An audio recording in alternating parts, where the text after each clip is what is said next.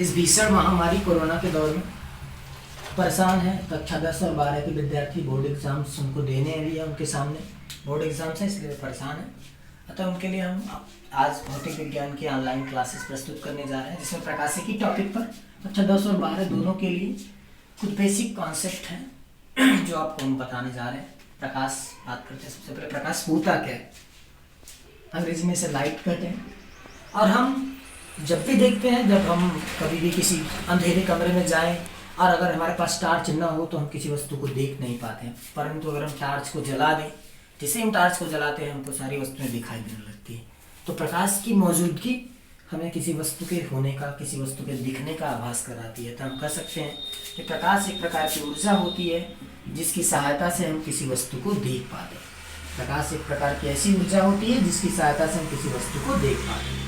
अगर हम प्रकाश के अनुसार वस्तुओं को बांट दें तो हम इन्हें दो भागों में बांट सकते हैं, जिसमें सबसे पहला है दीप्त वस्तु, जिन्हें हम अंग्रेजी में ल्यूमिनस थिंग्स बोलते हैं। आपने ल्यूमिनस का इन्वर्टर देखा होगा, ल्यूमिनस का इन्वर्टर आता है, तो ऐसे ही जस्ट ल्यूमिनस शब्द का अर्थ होता है दीप्त। तो वस्तुएं जो खुद के प्रकाश से प्रकाशित होती हैं, ऐसी वस्तुएं जो स्वयं के प्रकाश से प्रकाशित होती हैं, दीप्त वस्तुएं कहलाती हैं।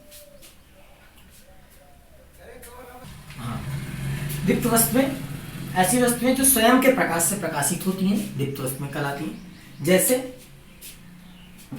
सूर्य, तारे, लालटेन, बल्ब, ये सारी वस्तुएं दीप्त वस्तुओं के अंतर्गत आती हैं। बात करते हैं अदीप्त वस्तुओं की, इल्यूमिनस थिंग्स की।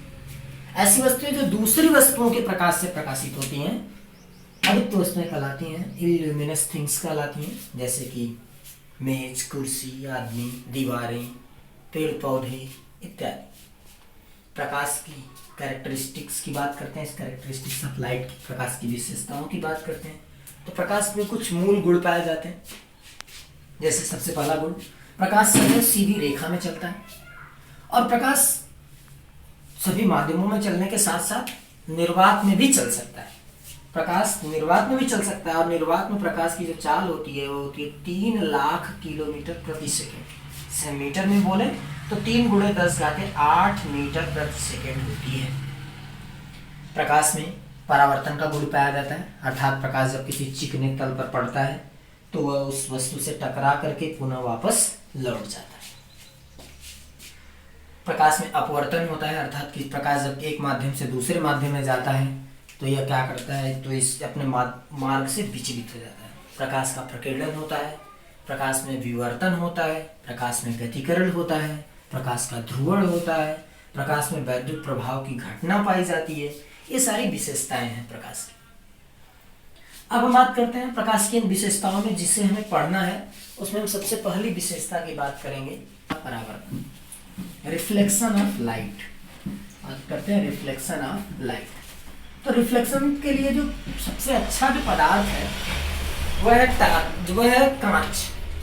अगर कोई कांच का पृष्ठ हो, कांच का कोई चिकना तल हो, मान लीजिए कोई कांच का तल है, बिल्कुल चिकना तल, और जब हम उस पर टार्च चलाते हैं, जैसे हम टार्च का प्रकाश उस पर डालते हैं तो हम देखते हैं कि वह प्रकाश उसी माध्यम में पुनः वापस लौट जाता है। उस पृष्ठ पर मान लेते हैं MM- कोई दर्पण है, और जब उस पृष्ठ पर कोई प्रकाश किरण पड़ती है, जो प्रकाश की किरण पड़ती है उसे हम कहते हैं आपतित किरण।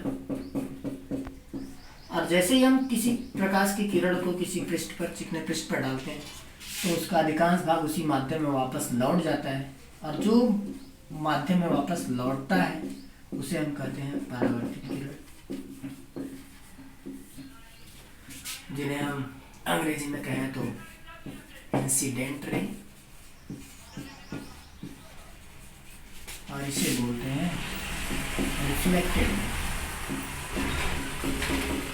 Reflected ray. और जो इन पर लंब होता है, इन दोनों किरणों पर जो लंब होता है उसे हम बोलते हैं अभिलंब, जिसे अंग्रेजी में नॉर्मल बोलते हैं। तो यह रहा नॉर्मल। तो प्रकाश का परावर्तन होता क्या है? प्रकाश के परावर्तन की डेफिनेशन है, जब कोई प्रकाश की किरण किसी चिकने तल पर पड़ती है तो उसका अधिकांश भाग उसी माध्यम में वापस लौट जाता है। इस घटना को हम प्रकाश का परावर्तन कहते हैं। जो किरण पड़ती है उसे आपतित किरण, जो किरण लौटती है उसे परावर्तित किरण। इनके मध्य खींचा गया जो लंब होता है उसे अभिलंब कहते हैं। आपतित किरण और अभिलंब के बीच जो कोण बनता है उसे हम आपतन कोण कहते हैं, इंसिडेंट एंगल बोलते हैं, आपतन कोण, जिसे हम आई से दिखाते हैं, कोण आई होता है। और आपतित किरण, परावर्तित किरण और अभिलंब के बीच जो कोण बनता है उसे हम परावर्तन कोण कहते हैं, जिसे हम कोण आर कहते हैं, और इसे हम कहते हैं परावर्तन कोण। कोण आर से इसे प्रदर्शित करते हैं। तो बात करते हैं परावर्तन के नियमों की। तो हम जब भी प्रकाश की किरण, जैसे आप सीधे कलम ले लीजिए, ऐसे प्रकाश की किरण किसी पृष्ठ पर ऐसे पड़ी, उसी सीध में वापस लौट जाती, ना कि ऐसे, ना कि ऐसे, ऐसा कुछ नहीं होने वाला, बिल्कुल एक ही सीध में वापस लौटेगी। और जो अभिलंब होगा जस्ट इसके बीच में होगा, जैसे कि हमने चित्र में दिखाया। तो प्रकाश का जो पहला नियम है, जो प्रकाश के परावर्तन का पहला नियम हुआ है, आपतित किरण, परावर्तित किरण और इनके मध्य खींचा गया अभिलंब तीनों एक ही तल में स्थित होते हैं। परावर्तन का पहला नियम है आपतित किरण, परावर्तित किरण तथा इनके मध्य खींचा गया अभिलंब तीनों एक ही तल में स्थित होते हैं। दूसरा कोण होता है आपतन कोण सदैव परावर्तन कोण के बराबर होता है, अर्थात कोण आई इक्वल टू कोण आर। बात करते हैं प्रकाश का यह रहा परावर्तन। अगली टॉपिक में बात करते हैं दर्पण की। हमारे दैनिक जीवन में यूज होता है दर्पण। तो परावर्तन मुख्य रूप से दर्पणों पर प्रकाश की किरण के परावर्तित होने पर ही होता है, से टकरा कर लौटने पर को हम परावर्तन तो कहते हैं। तो उनके लिए हम बात करते हैं दर्पण की।